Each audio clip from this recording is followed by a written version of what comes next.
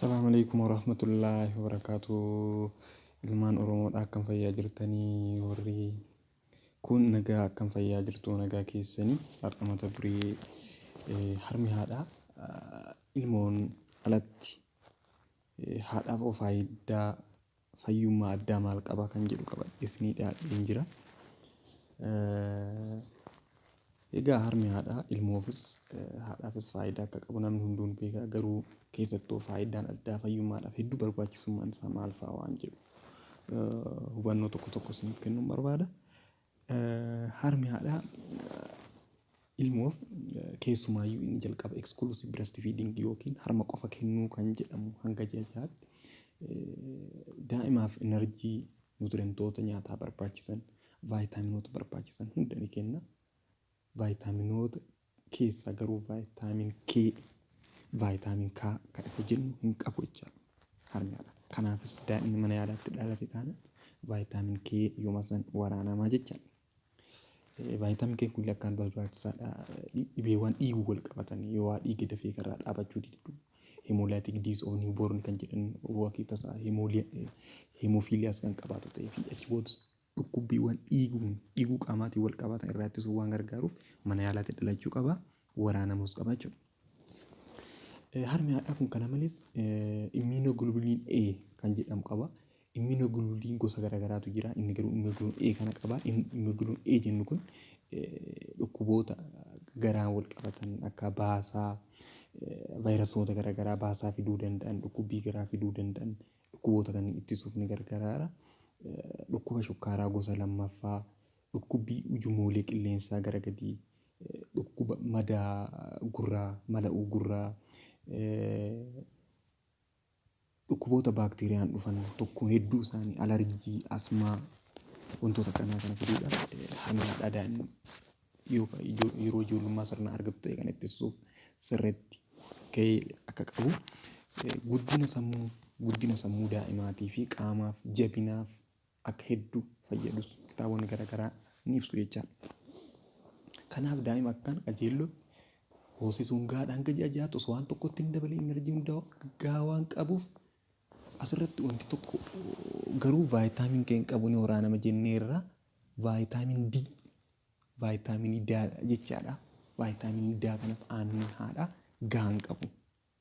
Aannan gahaa hin qabu haga 22 international unity qaba jedhama. Inni kun gahaa miti. Kanaafuu daa'imni ganama caama aduutitti yoo xiqqaate guyyaa hamma 3 guyyaa 4 hamma daqiiqaa 30 keessas ture osoo hin taane hamma daqiiqaa 30 aduu ganamaa keessa baasanii daa'ima onnaa jechuun caama ganamaa argata. Inni kun immoo vaayitaamin D gara iskiinirra jiru gara qaamni akka fayyadamu taasisuudhaaf gahee isaa qaba. Isa ganamaa kun daa'imaaf barbaachisa jechaadha. Inni biroo haadhaafoo faayidaan inni addaa qabu harma hoosisuun kun haadhaafoo faayidaa akkamii kennaa isa jedhudha. Haati akkuma deesseen daa'ima akka daqiiqaa 30 keessatti akka hoosiftu ni gorfama. Kun maaliif harma sana hoosisuu eegaltu hammi uumamuu hormoonii oksitooksiin jedhamu ni dabala. Dabaluun isaa kun immoo kontoofachuu gadaamessaa, maashaalee gadaamessaa, seelota gadaamessaa keessa jiranii keessaa iyyuu isaan jennu akka kontoofatan godhe. Inni kun immoo akka dhiigni taasisa. Dubartiin takka mana yaalaatti yoo kan dhiigdu ta'e PPH jedhamu akka tasaa kan qabaatu ta'e manni jalqabaa goonu oksitooksiin hormoonii kana kennaaf. Hormooniin kun immoo dhiiga ittisuu keessatti akka dhiigni yaa'u dhangala'uu keessatti gahee guddaa qaba jechaadha. Inni biroo bu'aan haadhaaf inni qabu ulfaan dura turte deebisa. Akkuma beekamu dubartiin takka yeroo ulfaa qaamonni isii baay'een isaanii jijjiirama sababoota garaagaraatiin. Kanaaf ulfaatiin hedduun dabalti.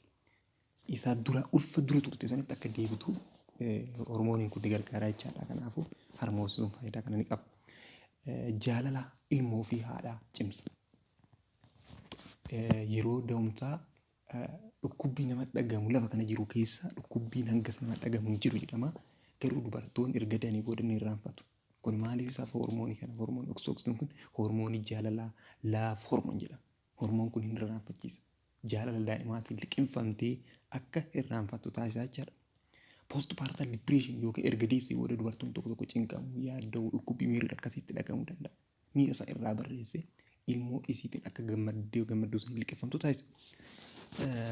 Inni biroo immoo dubartoonni harma hoosisan dubartoota harma hin hoosifne irra carraa kansaroota garaagaraan qabamu. Kansaroota akka kansarii gadaamessaa, kansarii oovarii, kansarii harmaa carraan jarri kansaroota kanaan qabamu gadi bu'aadha.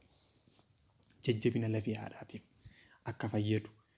Inni biroo immoo yeroo baay'ee namoonni magaalaa fa'aa keessa jiraatan daa'imaaf aanan haadhaa osoo jiru foormulaa fiiding laaktoo miilk fa'aa kan jedhamu isa kana bitanii daa'ima obaasu. Inni kun immoo tasuma aanan haadhaatiin wal bira madaalu. Aanan haadhaa wanti gahuuf hin jiru. Rakkoo irratti yoo ta'e haadha dhukkubee yookaan daa'imni rakkoo wayii ta'ee yoo kan ta'u isa hin danda'ama. Rakkoo irratti yoo ta'e rakkoon ala taanaan aanan haadhaa jalqaba daa'imaaf kan bakka bu'u hin jiru.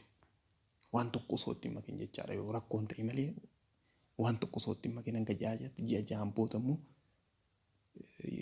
nyaata gaafa eegalchiisu nyaata lallaafaa baay'ee bullaa'ee garaachi daa'imaa nyaachuu eegalchiisuu qabna. Haga waggaa lamaatittis akka hoosifamu ni gorfama jechaadha.